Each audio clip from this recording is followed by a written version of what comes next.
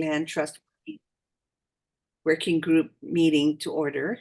Let the record reflect that it is Monday, May 6, 2024, and the time is 8:07. We are recording this remote meeting held by Interactive Conference Technology. The members present in today's meeting are Sherry Broder, Don Chang, Rickwood Galateria, Ryan Kanakaole, Luis Salaveria, and myself, Hulu Lindsay. Administrative and technical support are provided by Stacy Ferreira, Everett Ota, Amber Kalua, Kevin Chack, and Kelsey Wade. First on our agenda is approval of meeting summary, March 21st, 2024. Amber, is anyone signed up to speak on this item? No, there is not. Can I get a motion to approve the meeting summary for March 21st, 2024? So moved, Chair. This is Louis. Thank you, Louis. Do I have a second? Second. It's been moved in second. Any discussion? If not, roll call vote. Sherry Broder, Aye. Don Chang, Aye. Rickwood Galateria, Aye. Ryan Kanakaole, Aye. Hulu Lindsay, Aye. Luis Salaveria. Aye. Motion passes. Thank you. Moving on to item 3, issues and status of various inventories. Amber, is anyone signed up to speak on this item? No, there is not. Okay. Starting with technical upgrades of the PLTIS and OHA input on specifications and designation of lands acquired after 1959 that failed to trace to original source. Let's start there. Who can report on that, Sherry or Don? Well, let's ask Dawn to start out with what happened to the deal in our effort to get $900,000 to upgrade the system. We got it. Okay. So That was it my was understanding. yeah. You it had a was good included. chance of getting it, so congratulations. Oh, I know. I wasn't. There were moments we weren't sure, but we did get the 900,000. Yeah. So, again, I think some of the discussions we had at our previous meetings was perhaps the opportunity to get input from OHA on the scope of work for that upgrade, so that we can perhaps address some of your questions during this upgrade.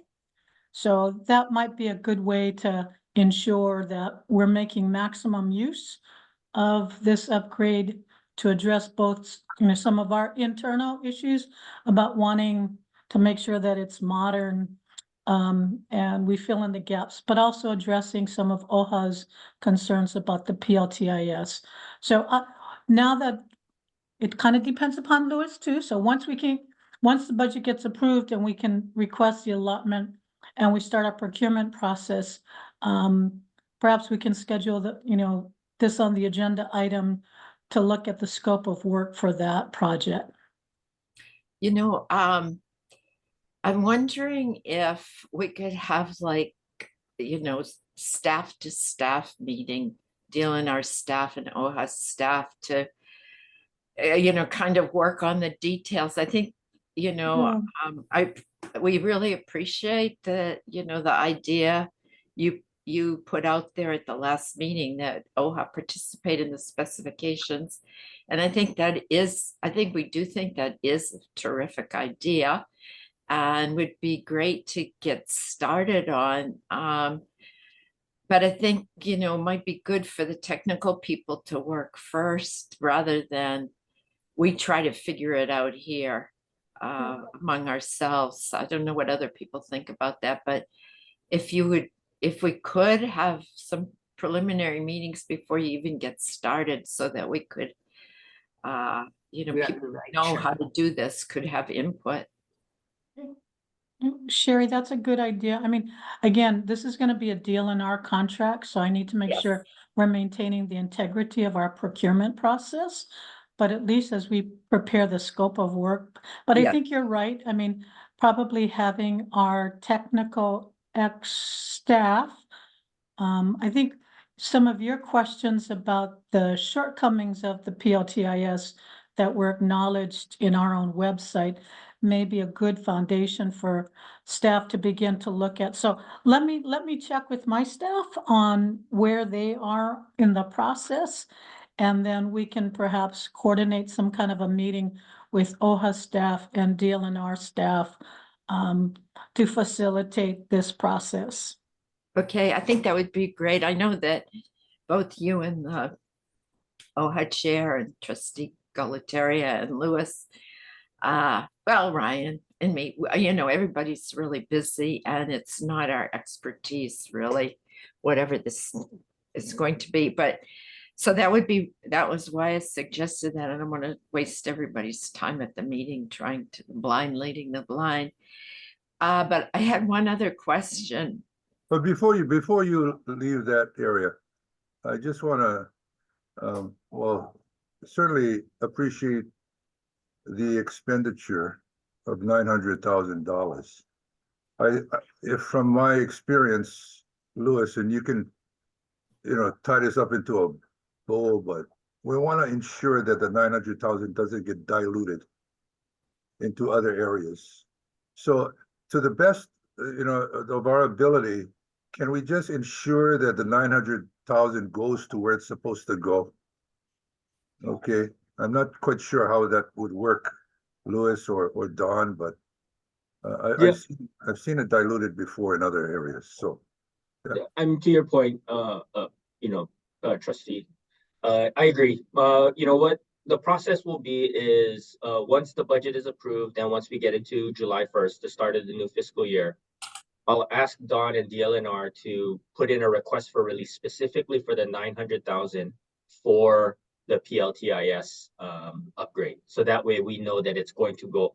The release is only going to be contingent upon it being used for the PLTIS. okay, upgrade. and this is part of the DLNR budget. Correct. Yeah. It's a specific appropriation that was given in the worksheet. It was non-recurring. So One time. I'll work with Ryan and with Don so that they do the request for release for that. Okay, mahalo. No, and thank you, thank you, Brookwood. I appreciate the concern. We had to put in, as in our appropriation request, a specific summary of what the request is for. So we are also bound by that. And I think we've also shared that. So, I know that OHA is going to, I think this is a really good opportunity for us to collaborate. But I think it's also, I recognize that we need to be efficient, as Louis was talking about, with state resources. So to the extent that we're working together to meet a mutual goal, and I do want to be clear too, our PLTIS isn't necessarily designed to track revenue. It's really about the inventory. So, but I also understand the questions about, is the inventory accurate? Is it complete? So to the extent that we can work on that being the focus on this scope of work, I think we will at least accomplish that half of our work, which is ensuring that we're looking at all the ceded lands. The revenue issue is going to be another one, but we'll try to work together with OHA on coming up with a mutually acceptable, given our own procurement requirements, but something that we both feel can get us closer to that accurate inventory. Yeah, to that, and I know this is going like one step beyond this conversation, but once we get to that, the formula of revenue, of I guess how you attain the revenue through a specific formula is nebulous at this particular point. I mean, I realized that when I was in the Senate, there was no consistent revenue formula for all of the different agencies that are a part of this path. So I'm just putting that out on the table when it's time to talk about it. It's very, very important. Okay, mahalo. point. Chair? Yes, Well, a couple of things. One is, really branches out from Trustee Gualteria's questions right now, which is, one is, even though DLNR is not going to provide any, assurances on the revenue numbers because of the fact that the agencies are entitled to do they rely on the agency reporting and aren't figuring out the figures themselves. Even so, I guess when you can, if you can provide us an answer to the question, will DLNR send out a letter again, informing all the agencies, to provide information? Are you going to do it that way again, as you did last time? And then I think skipping down to Roman numeral 4, subsection 3, which is something that Trustee Gualtieri had just brought up and Louis has mentioned before, which is that we don't have standardized accounting. Is there any way that that can be included at this time? Is there any way that can be part of the DLNR upgrade? So I don't know that you folks at DLNR are ready to answer those questions right now, but maybe for the next meeting, you can let us know. And also, what is the timetable for the specifications development? Just so that we all are on the same page and we know what needs to get done when. So maybe you can answer those questions for the next meeting. okay. You sure will do. Thank you. But congratulations on getting the 900,000. That's very exciting. And I think, after the last meeting where Everett showed how the PLTIS can be changed, I think that showed our criticisms and your need for the money. So I think that it's good you're going to be able to upgrade it. And I just want to manage everyone's expectations. We probably are not going to be able to satisfy all of the questions that OHA has, but I think if we're working together, we can at least try to get as close to a product that will identify all of the ceded lands. I will share with you, I think revenue that's really not the purpose of the PLTIS, but I understand it is a critical foundation to establish revenue. So that's going to be a much more difficult question for all of us to have, and it perhaps is a legislative question, but Oh, we'll yeah, work on providing a response. yeah. In the minds of the legislators, without an accurate inventory, they don't want to even talk to us about our share of the revenue.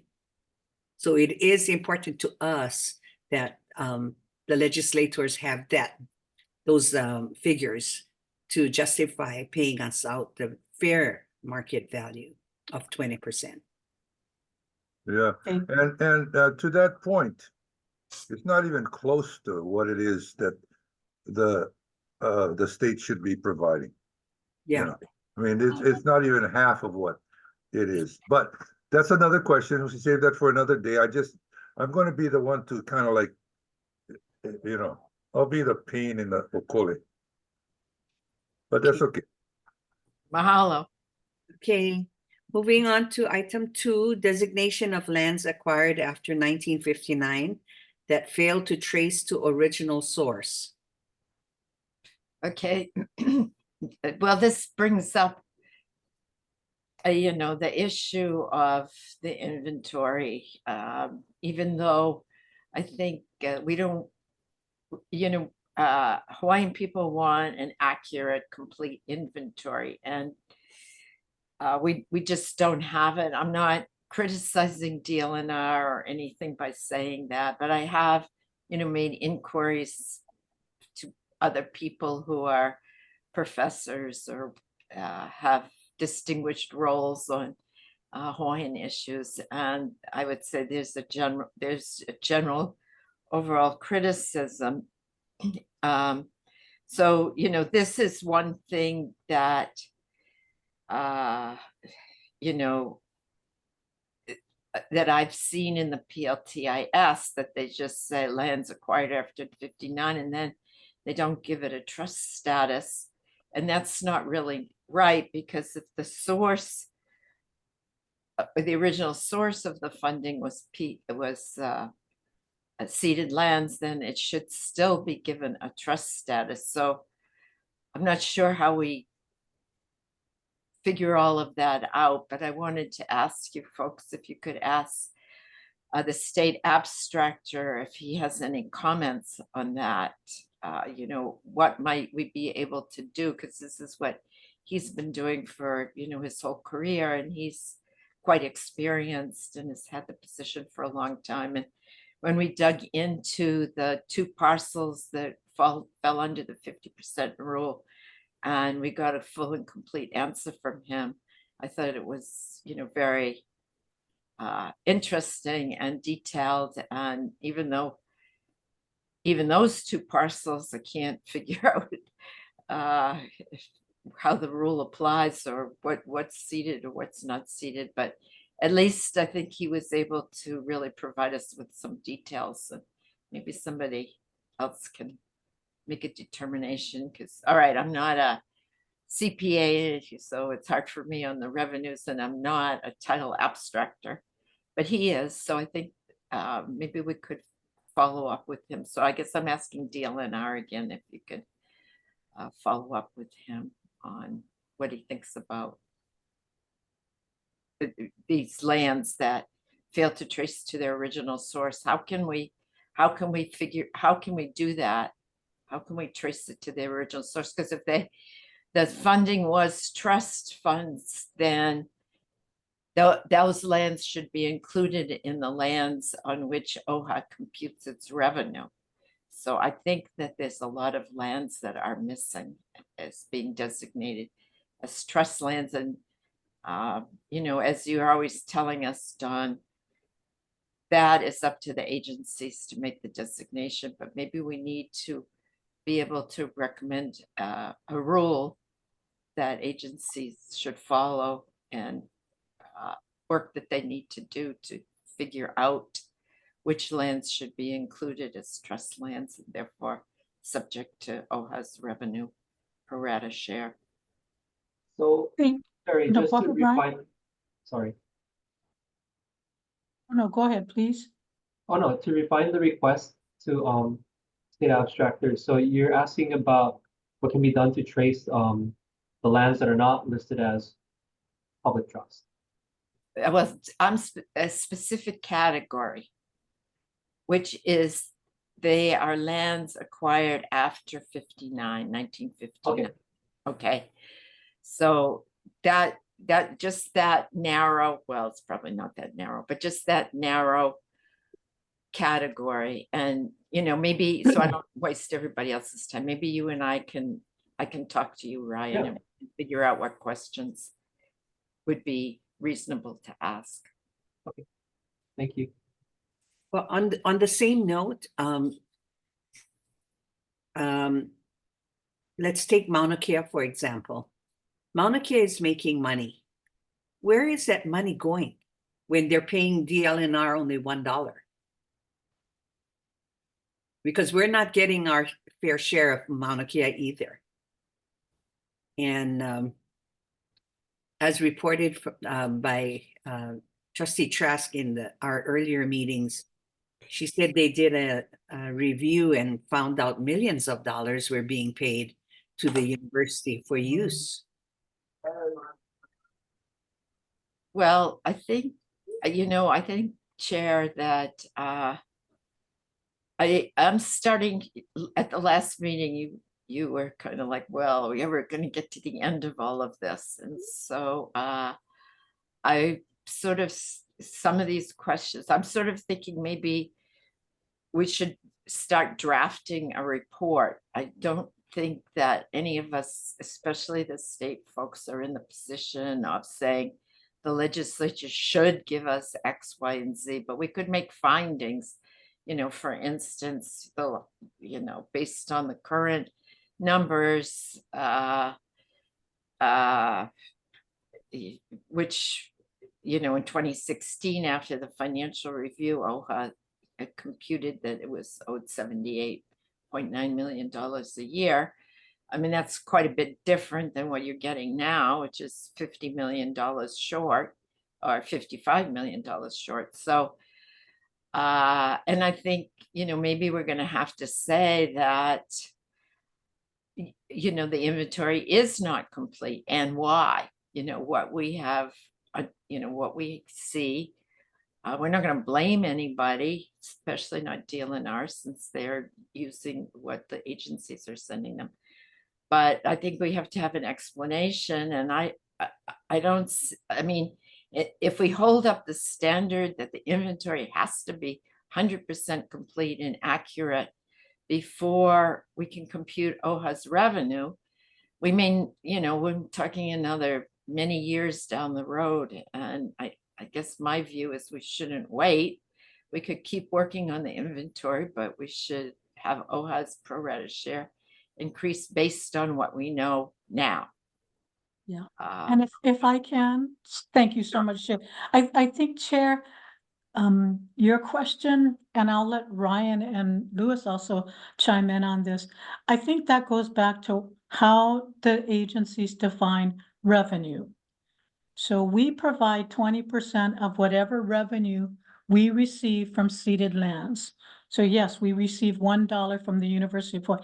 How the University of Hawaii calculates, if you look at their responses to our requests, they have a different way of calculating based upon their interpretation. So, I mean, I think that this is, if we're looking for a standard, because I don't think this is an inventory question regarding Mauna Kea. This is really a revenue, how the issue of revenues are calculated. What's the basis for that? And if we're looking for some standard formula, that to me, that's a legislative question. The legislature has to determine what we include in that, or the courts have to decide that. But I think the courts have even said that's the purview of the legislature. So, I mean, I think there are several issues. One, the accuracy of the inventory. I know that we've had ongoing debates over this year. I, like Sherry, believe we should try to, let's identify and provide the legislature a report on what have we found? What are some recommendations that are within their wheelhouse? Clearly far beyond what we can do in this working group, but what have we found? And then leave it up to the ledge. To me, that ultimately that's where the decisions have to lie. What are, from OHA's point of view, what's missing, what's not accurate, what's the revenues, how we calculate that. But I think I too believe that we need to find a path forward to move forward. We will probably never satisfy all the Native Hawaiians on whether the inventory is accurate. DLNR can try its very best, but it will probably never be considered accurate. But I do believe that we are of the view that it is as accurate as it's going to get. We're trying to update it so that people can access it easier. But specifically the Mauna Kea issue, Chair, that again, I believe that's more of an issue of how the University of Hawaii calculates revenue on their end, not so much DLNR side. Louis, thank you. Right, Louis? and that's a really good point that Chair Chang brings up. I mean, I think the issue of inventory, again, may not necessarily be 100% satisfied, but accounting standards are accounting standards, and it should be consistent throughout, and its application throughout all of the at least identified parcels that would fall within that category. So I think as we continue to work on the inventory piece, kind of a subsequent kind of parallels, track to Sherry's point, is to have that discussion around, appropriate accounting standards that should be applied towards calculating revenue. Yeah. And in addition, let me just add, excuse me, but I don't mean to just keep jumping in, but this is like deja vu overload for me. We have been talking about this for years. Last time I addressed this was with Marcy Greenwood back in the day. And what I just shared with her was that $1 a year ain't going to make it, number one. Number two is community benefits package is really, really important too. I mean, this is important for the community that surrounds the Mauna Kea. And how do you guys address that too? So, I mean, I'm not trying to overreach here, but this is a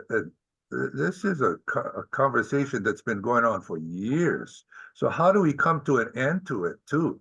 So perhaps we should have a UH person on this board or on this in this conversation at some particular point. Okay. Thank you. How for now? Well, this also takes us back to the very first meeting that we had as a PLT, that we need to look at the whole of the revenues and not after expenses. And I think we all agreed then that we are looking at the whole, so that what Sherry suggested as having rules as to how you compute the 20%, that would be great. So everybody compute it the same way. Correct.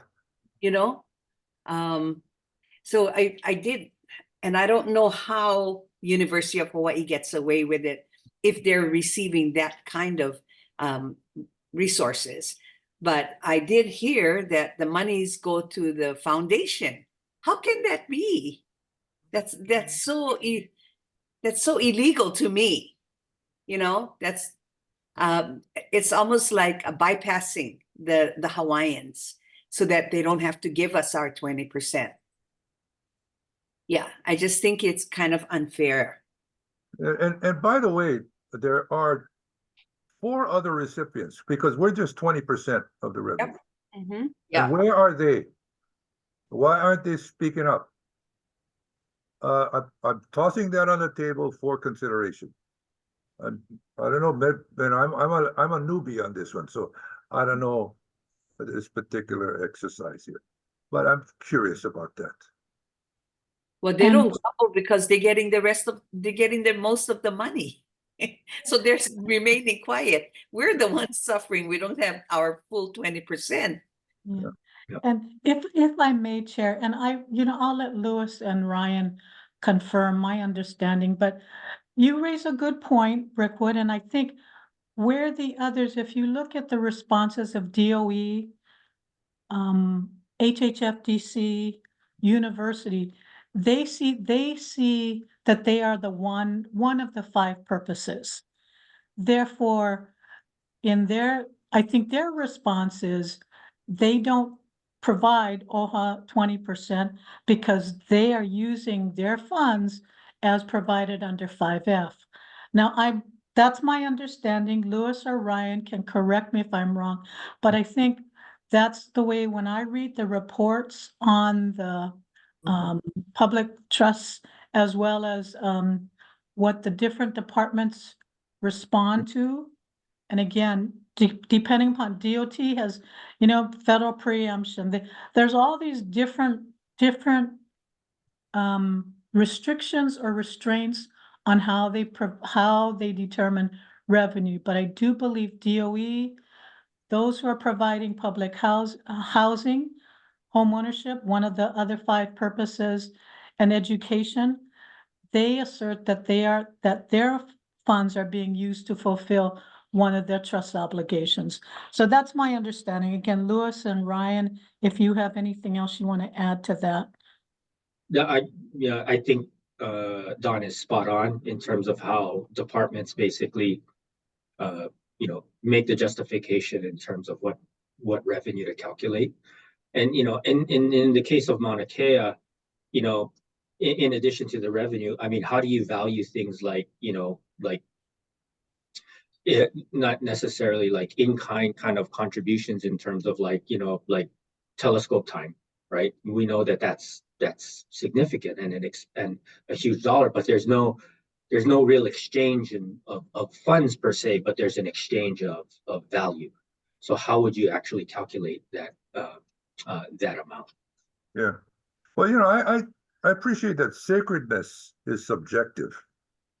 And everybody wants, they might be sitting back because they're feeling that, okay, whatever we get is okay. But I think we need to be consistent across the board. And it would be in their best interest to step up as well. Now, maybe I get it. I understand that, don't shake the tree, but we're going to shake the tree. That's why we're here. So all I'm saying is that, that guys would be in their best interest to step up as well. Okay. So my understanding of the remaining 80% basically, or the remaining allocated amounts of revenue, a lot of times they go back to the special funds that are created by the various agencies who are holding the land. Mm. And the only statutory set aside of money from the revenues is really just OHA at the amounts that are set in the recent, I forget the number, I'm sorry, but from 22, the adjustment, the 21.5. There, so that amount is set. Everybody else, or the remaining revenues, those go back to pay for the programs, they go back to the special funds to pay for the programs that are creating the revenues. And then, sometimes they go back to the general fund. But I think because this is public land trust, it's restricted in use anyway. So I think it has to, or not has to, and Louis, you can correct me if I'm wrong, but most of the times it's expended through those special funds. Yeah, Ryan is correct. I mean, in terms of that, we get into the whole discussion about the university's autonomy too as well. And so, in terms of what they can collect and what they do, and going back to what the EO basically said that granted the University of Hawaii the use of the lands in Mauna Kea. So their revenue generating ability is really within the University of Hawaii. And probably OHA's 20%, we're in autonomy too.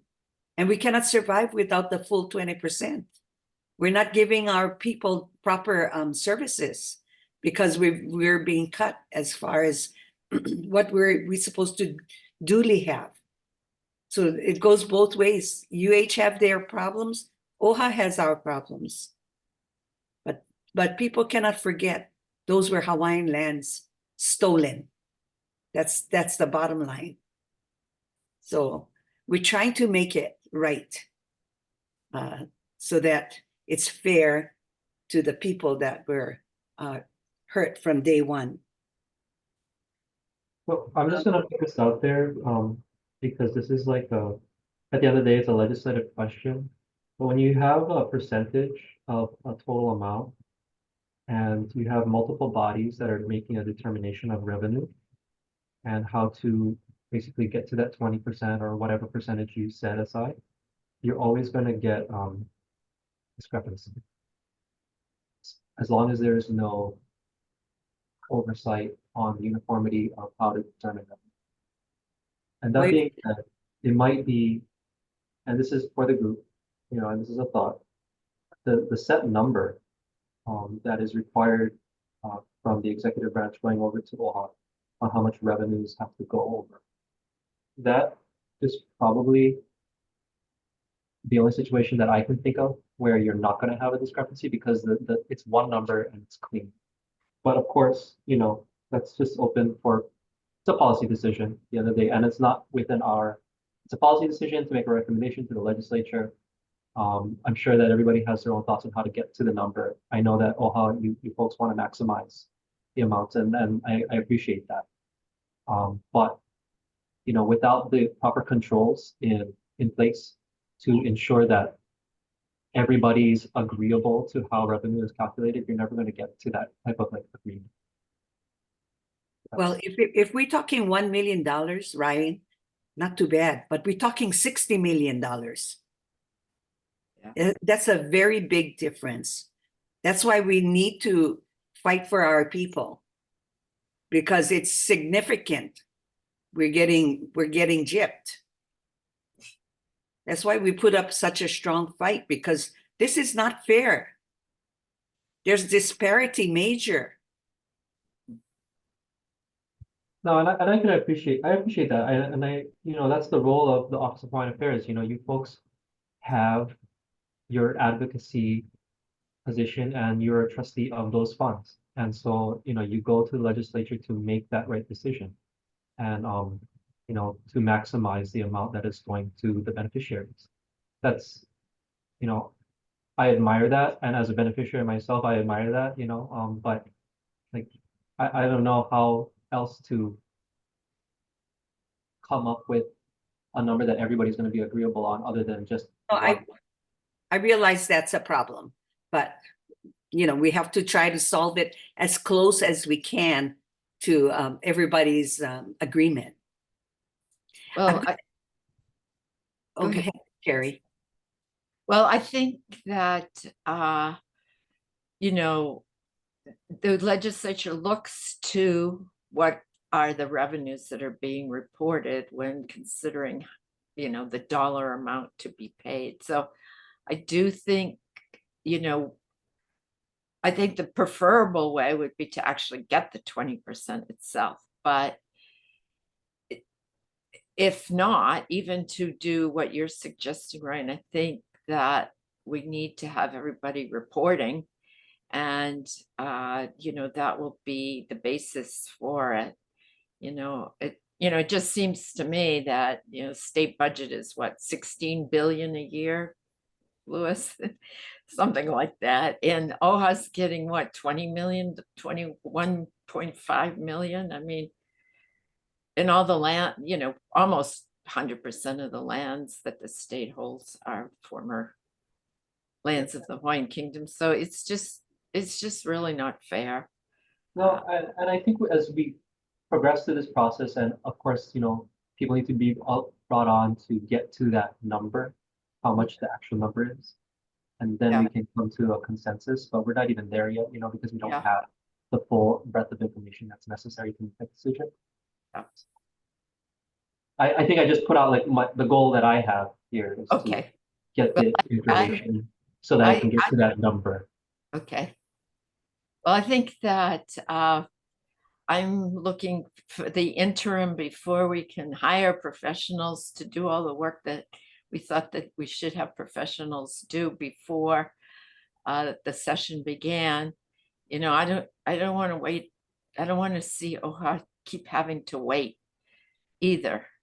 So, I want, at the last financial review that was done, the conclusion was OHA was entitled 78.9 million. Now it's like 10 years later already.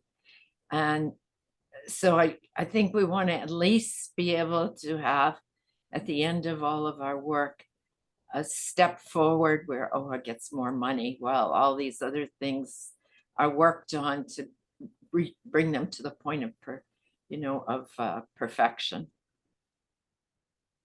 That's my. You know what? I'm going to just take a break right now because we do have a beneficiary that would like to speak. Okay. She signed up to speak on 3 and 4 on our agenda. So I'm going to call on Auntie Roslyn Cummings if she's online. Amber, is she available? She has logged off. If she logs back on, I will let you folks know. Okay, let's move on then. Okay, let's move on to number 3, review of status of OHA Kipuka database status. Okay, so I thinking, I'm the one who put this on the agenda. I'm thinking that we want to, as part of our report, we should include all other inventories out there besides the PLTIS. And so OHA has been working on an inventory, or at least at one time was working on an inventory. And so I think that we should include it in our description of, what's going on. And that inventory, I don't know, you folks might all want to take a look at the OHA inventory that has been done so far. And it's completely different really than DLNR's. And the purpose of that one was to preserve cultural and historical information and practices.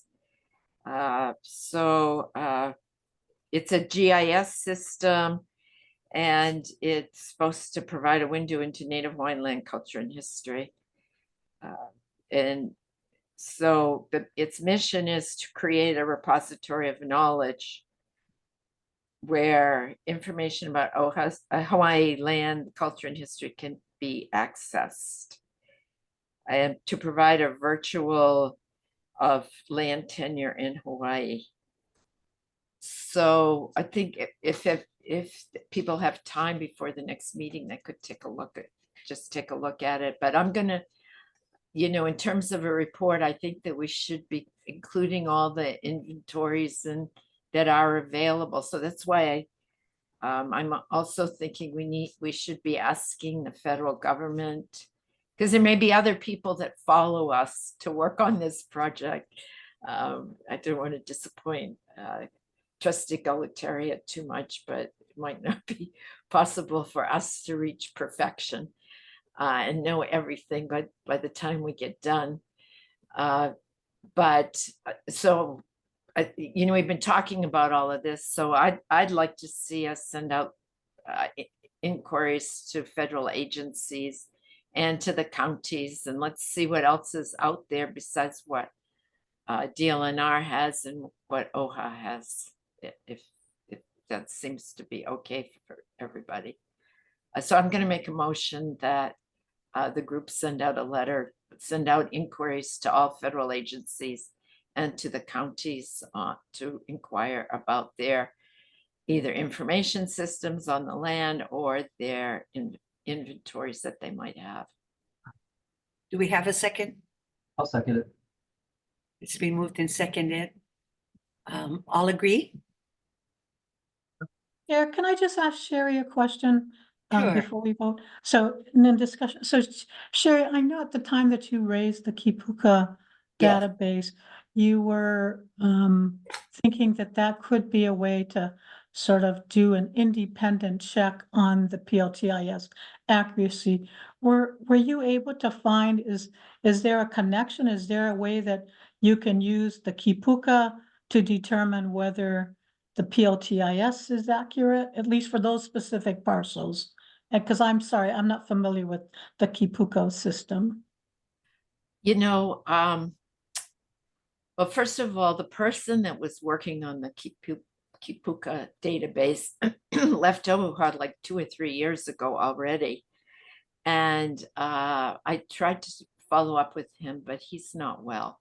And he just couldn't talk to me.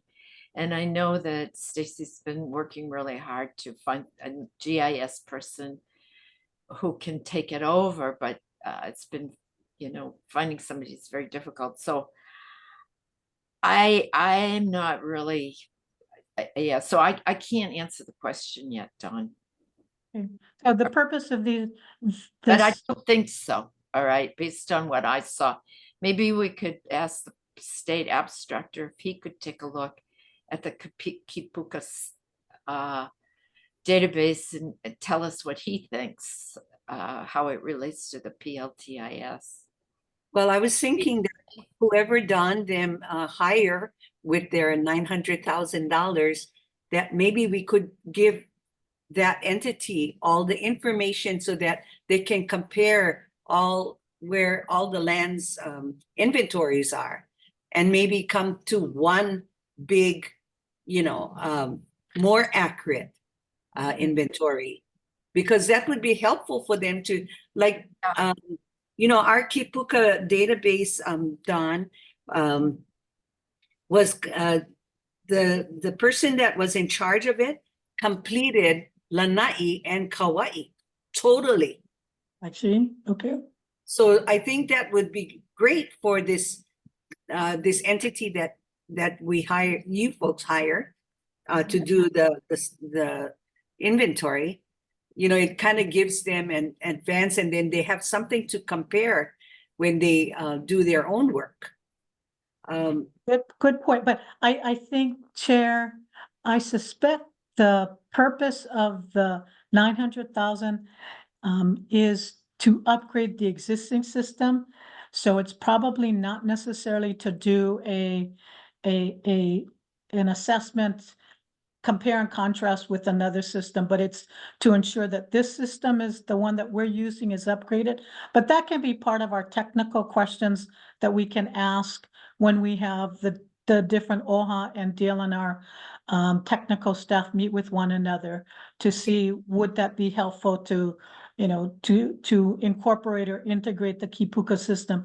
But they do appear to be established for different reasons. I mean, Right. our system is really designed for purposes of land dispositions and what's going on, what's happening on the properties, not so much for cultural resources, but who knows, there may be an opportunity that there may be some integration. So we'll hold off on that. But I know that Sherry was going to try to contact this individual to see if there was an opportunity to assess, to do a compare and comparison with the DLNR PLTIS.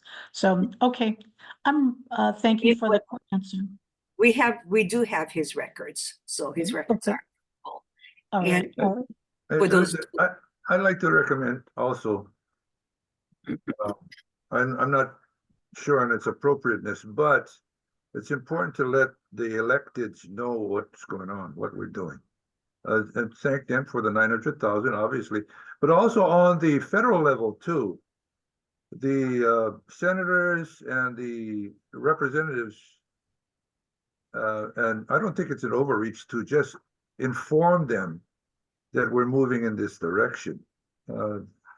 It's probably not even high on their list, but to get in play, it's important for them to understand that this particular group right here is active and looking for results. So just bear that in mind, Don, as we move forward. We want to make everybody aware that this group is working. Maybe they do. I mean, like I said, I'm a newbie, so I'm not quite sure. But I can claim the naivety card for a little while and ask all the stupid questions. Ole Brickwood, you are no newbie.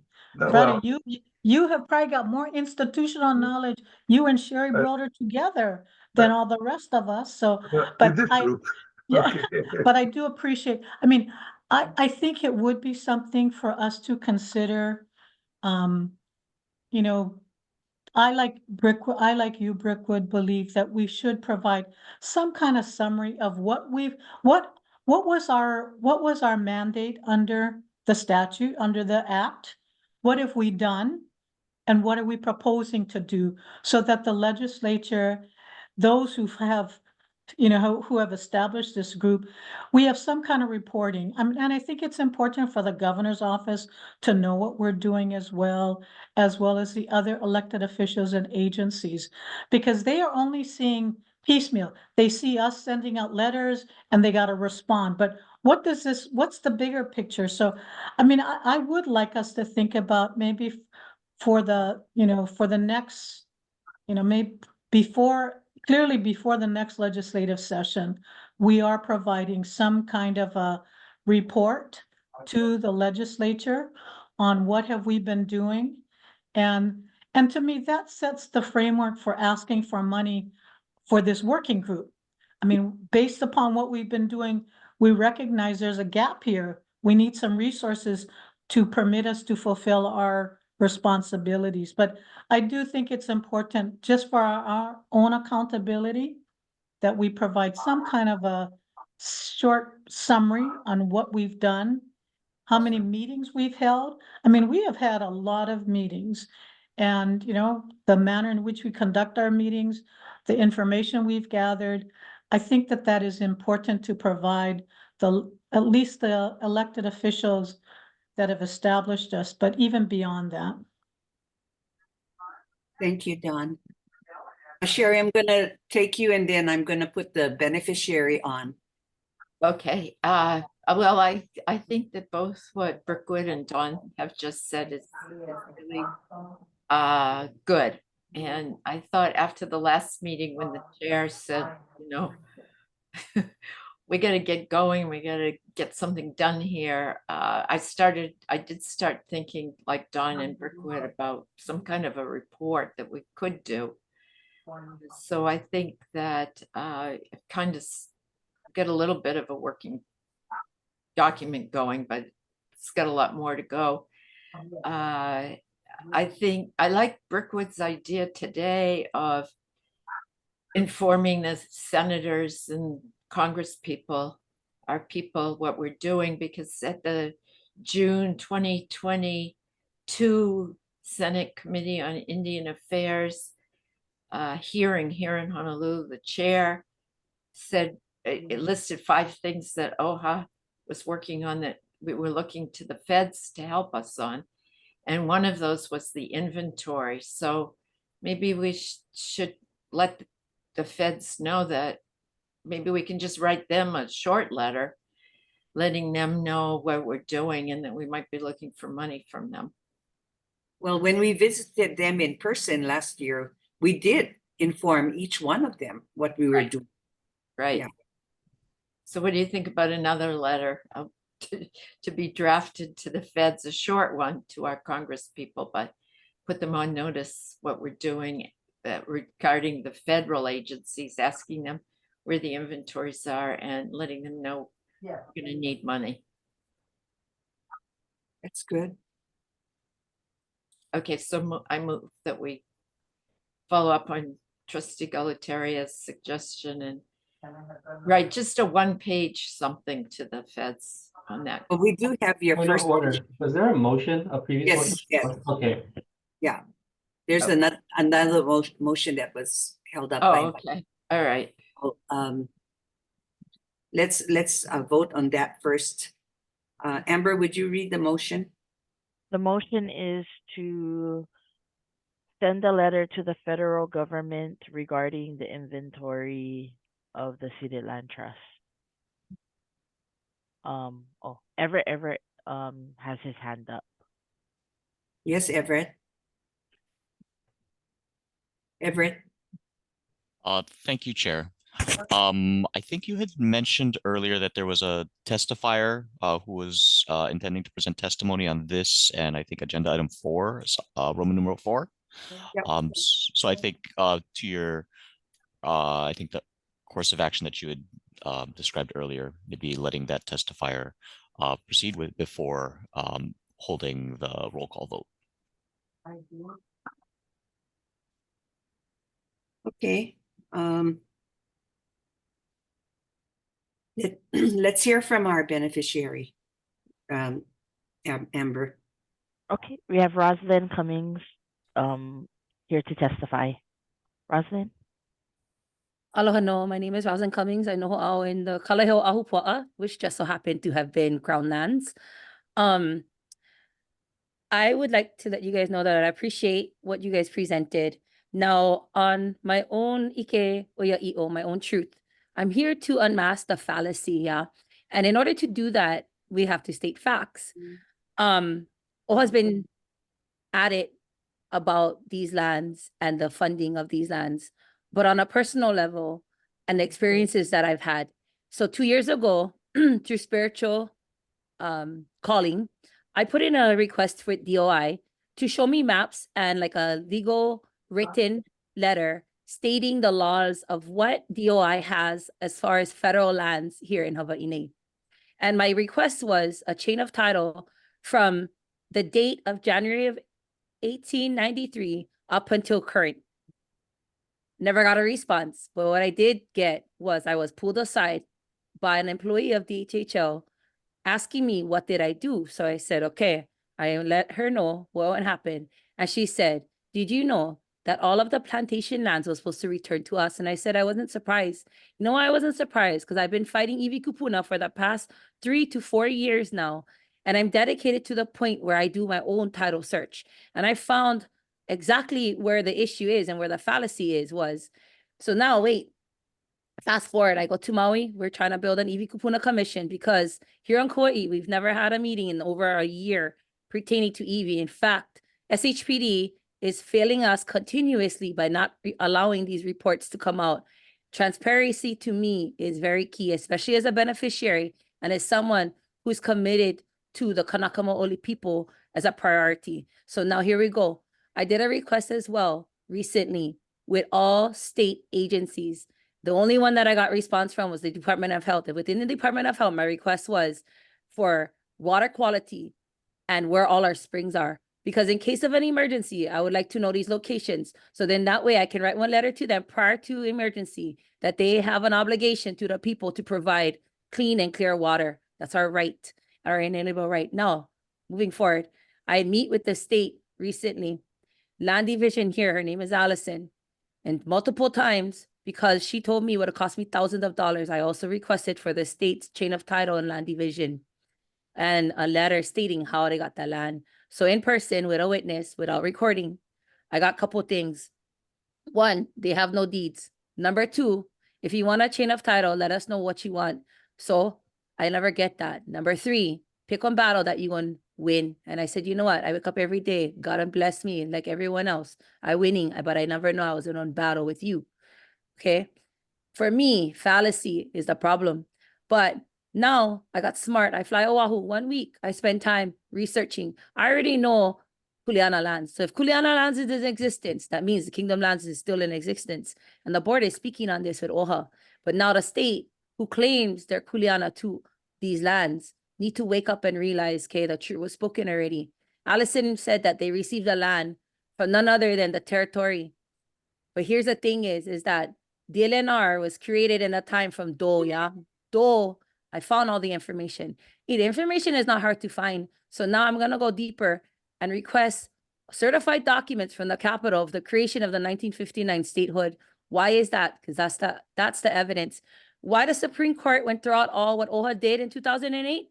Because we was relying on an apology act, which is not necessarily a weight held against the United States of America. We need to provide these titles. So when I went into Bureau of Conveyances and they told me they cannot provide anything unless I look into it, Bureau of Conveyances is a state entity and we have the right for transparency. So to me, if I going in there for request of chain of title, I need to be provided the chain of title because the chain of title is the evidence that can be held against all of these issues. Now, when you guys go, yeah, and you think about the Aina, there's a saying, right? The life of the land is the life of the people. The life of the people is the life of the land. When you get into a car accident, I know when they settle and they're going to ask you, what do you want from us? What is a settlement? You give them the highest amount because guess what? Our life is valued, yeah, more than what money can buy. So our land is valued more than what money can buy. And I get it. We need the money to restore and retain not just the lands, but our people. But this is for future generation. I just let you know that I've done the research myself and I think it's actually really easy to do, but it's time for the public to know exactly what's going on. Mahalo for your guys' time. Aloha. Thank you, Roslyn. Okay, moving on to item 4 on our agenda. Discussion regarding, Chair, you still sorry. have a motion on the floor. Got it. And the motion is to send a letter to the federal government. What is this letter gonna say? Not just any letter.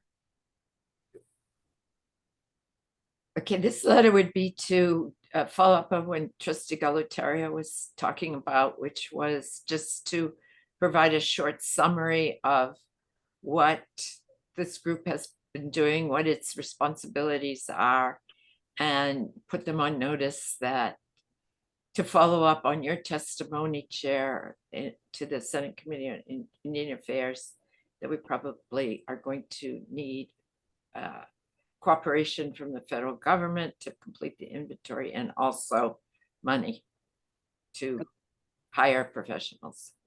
Okay, that's good. Roll call vote. Okay. Sherry Broder, Aye. Don Chang, Aye. Berkeley Galuteria, Aye. Ryan Kanakaole, Aye. Hulu Lindsay, Aye. Luis Salaveria. Aye. We have 6 votes, 6 yes votes. Motion passes. Thank you. We'll do that. So now we'll move on to item 4. We're not going to get through our entire agenda today, I don't think, but we're getting close to the end. Discussion regarding next steps after review of responses to PLTWG letter to state agencies regarding the reporting made and supporting documentation available to finalize and method to require answers. Did we get any response? Yes, Chair. You did, and Amber. it was in your majority of the letters were in the electronic folder distributed on March 21st, and then an updated letter was sent to us by DOE, and that was included in this meeting's electronic folder. I'll ask the same question. How many responses did we have? I didn't get my electronic folder in a timely manner, Amber.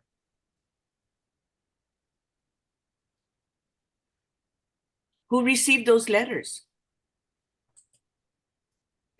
We did. I'm going to check our record for the amount that we received. Sherry has. Chair, I think the letters were sent to every agency. We worked with people in Lewis's office to get the list of agencies and everything. I would say that overall, we got some responses, but we didn't get any information. So, people responded, but I don't think that we got much information. So I think that leads us back to, we talked about this in another meeting, and Lewis pointed out that without some kind of muscle behind the request, it was going to be hard to get answers from the agencies because we don't have any, we have authority to the extent that we're appointed by the legislature, but what should we, so I guess that's the point of number 4 is what should we do now that we did get answers, but not much in terms of answers. So and then even that, it's hard to check on what the answers are without the consultants that we thought we needed to help us have the resources to do the work that we need to do. So it's back to that. I get a problem again, which is that we don't. So should we try again at the next session to hire experts? So I'm just putting the question out there. So number 4, alternative plans to pay for retention of expert consultants, or should we try again with legislation or for an appropriation, or how are we going to get accuracy? Yeah, Chair Lindsay, if I can kind of add to Sherry's comments. I think we did get responses. I think agencies responded based upon how they calculate revenue. It may not be to the satisfaction of OHA or of the group. I think it would be helpful if, in my mind, if we, through our letter to a report to the legislature, identified what are some of the shortcomings, the lack of consistency with accounting principles, the lack of, like even Lewis's point or Brickwood's point about value, there should be for Mauna Kea, there should be some way of quantifying. If you don't get monetary value, that doesn't mean you're not getting value. So how do we quantify when there are some agencies who assert that they are not getting monetary value? So, I mean, I think that based upon the reports that we did get, DOT says federal preemption.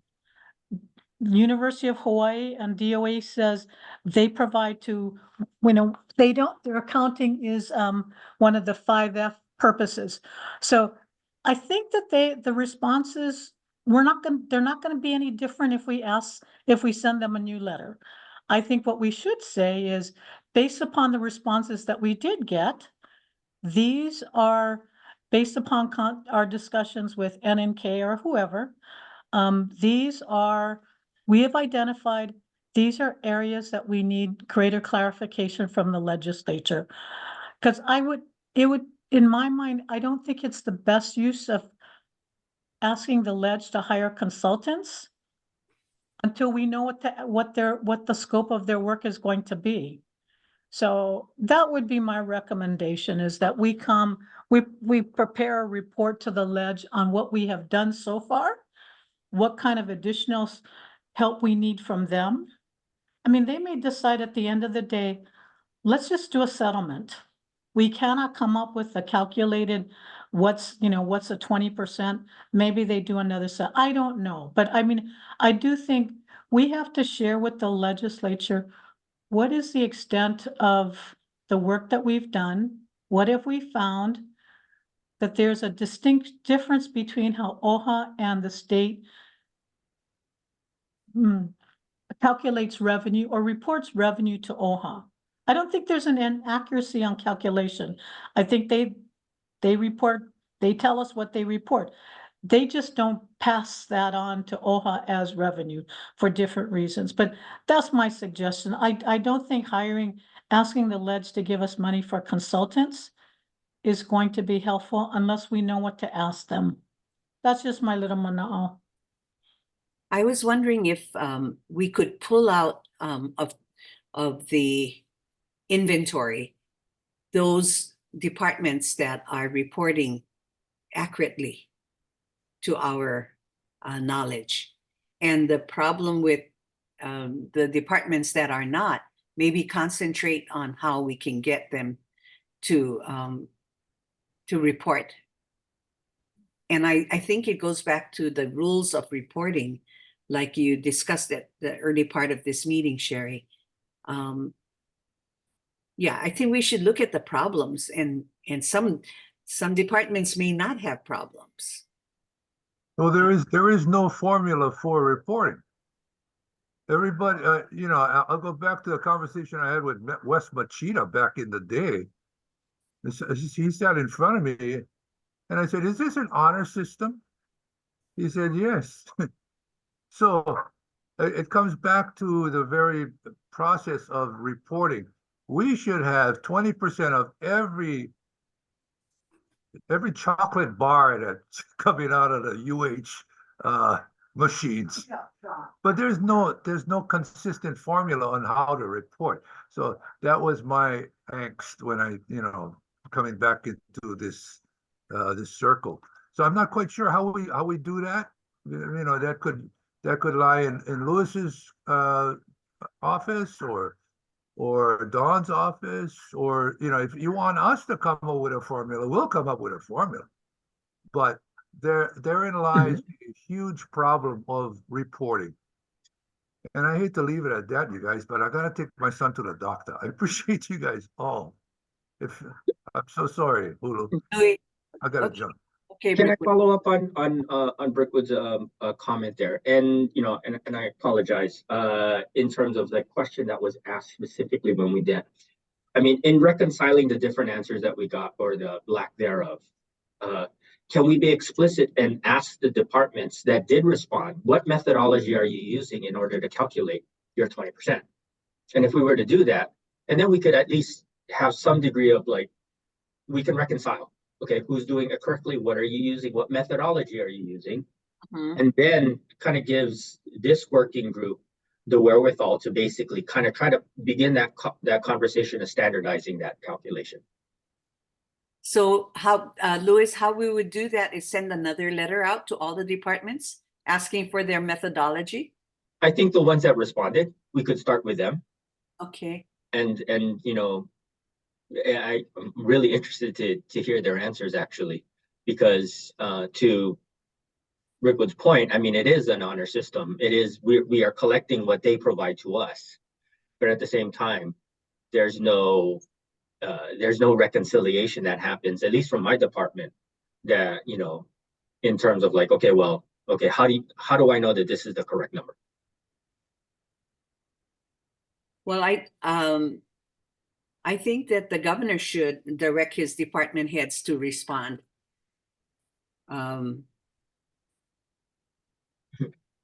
Yeah, because he authorized this working group.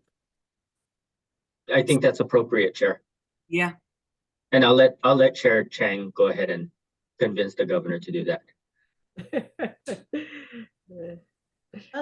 That's a collective effort. The three of us will go under. You can speak Yeah. for us, Don. Thank you. Well said, well said. Okay, I'll make a motion that we authorize Don and Louis to talk to the governor on behalf of the PLT working group to direct his heads of the agencies to respond to the questions that Louis just asked or described. Okay. Can do. Second, Did I'll you, second. Louis? I'll second it.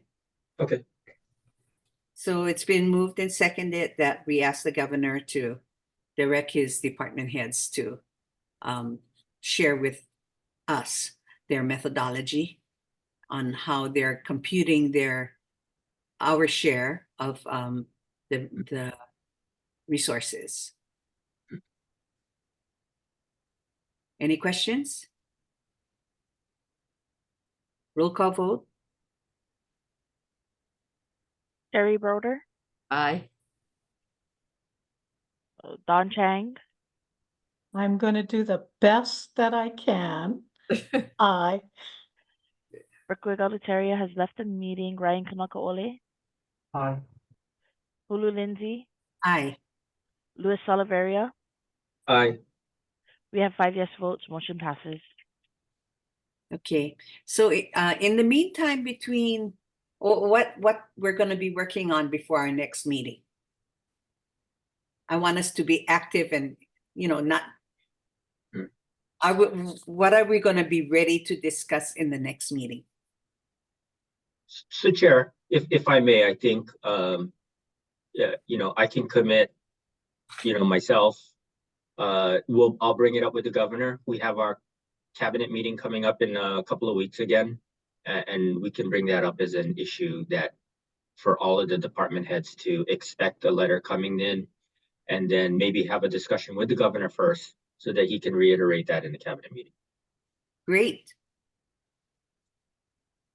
Okay. and I too, Chair, so, and Amber, it would be really helpful, and you may have already done this, could you prepare us a spreadsheet of all the letters that went out Mhm. and all of the responses, you know, at least just a spreadsheet of whether they responded or not. So at least we have a list of who received the letters and who we received responses from and who we didn't receive responses from. That would be really helpful when Louis and I talk to the governor. That's great. Yeah. Okay. We have a spreadsheet, so I'll update it and then send it over to you and Louis in Very preparation good. for your meeting. Thank you so much, Amber. Really appreciate that. Okay. Do we want to set the next meeting? Yes. Okay. Let's see. calendar wise, how does your calendar look, Don and Louis and Ryan? Of course, Chair, are Sherry. we looking for in June? Yes, Okay, June is pretty busy for OHA because we have the FestPac and we also have a trip oh, to Washington DC to drape Kamehameha. okay. You're right, FestPac starts in, that starts June June 6th. Yes. June 6th to the 16th. Do you want to meet before I'm open on June 4th, Tuesday, if Okay. that, Tuesday? That's about right by the, for us to meet. Yeah, okay, Does the 4th look good for all of you? I'm actually going to be on the mainland the first week of June. When When- you leave, Sherry? I leave June 1. Oh, Be gone the first week of June. The second week I'll also be on the mainland, but the second week I have time to meet, but that's when FestPac is. What about the last week of May? Is that possible for people? I'm that's a really, yeah, I'm sorry, go ahead, Chair. I'm going to go to the US Housing Development Conference on the last week. We're doing a presentation on the Maui fires. Mm. So the last day I can go in May would be the 27th, if that works for everybody. Oh, I that's can meet Memorial Day. 7. Memorial Day, Chair. Oh, You see? It is Memorial Day. Wow, early, huh? Yeah. Okay. Well, And I know we're gonna be getting ready for FestPac, so that's gonna be kind of tight at the, well, we should have everything ready by then, but never know. Well, what's an alternative date? you want to So look when, at the middle of June? okay, FestPac finishes on the 16th. Right. Oh my gosh. I am not gonna be available until, oof, now I'm looking at July. Yikes. We've gotten several, hmm,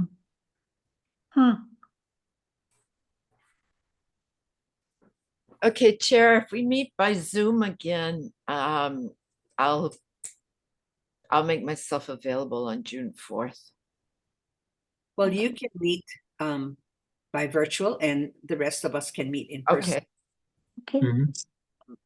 Let's go back to June 4th. Okay. Does that Morning work? or afternoon, Chair? Huh? Morning or afternoon? Up to you folks. What's good for you? I like the mornings. I prefer the morning because I'll be 6 hours ahead of you, so Oh, okay. yeah, it'll be hard for me to meet in the afternoon. yeah, the morning works good for me because we're on Zoom, but if it's at 8 o'clock, if we can just after traffic, so maybe 8:30 or 9 o'clock. Yeah, 9 o'clock is good. Okay, let's do 9 o'clock, Chair. Okay, 9 o'clock on June 4th. Okay, I can do that, Chair, but I can only do it for an hour. I do have a 10 o'clock that Okay. that So for an hour, so- shall we do a virtual then? Maybe do a virtual because then maybe Don could come a little bit earlier. yeah, okay, we can do virtual and do it at 8? Yeah, Okay, Yeah. that sounds good. you got Okay. that, Amber? On June 4th at 8. Yep, I got it. June 4th at 8 o'clock in the morning. This will be a Zoom meeting, so Yeah. no Yes. in-person meeting. Okay, excellent. Okay. Also, for the record, Chair Hulu, are we deferring items 5 and 6? Yep. Okay, and then I just want to reiterate for the record that Roslyn Cummings signed up to testify. However, she messaged the group on the Zoom chat stating that she no longer wants to testify. Okay. Okay. Anything else? I'll entertain a motion to adjourn. So moved. Roll call. Uh. Amber? Motion moved by Sherry and seconded by Louis. Yes. Okay, roll call. Sherry Broder, Aye. Don Chang, Trustee Galataria has left. Ryan Kanakaole, Aye. Hulu Lindsay. Yeah. And Luis Oliveria. Aye. We are adjourned. Oh, mahalo, Chair.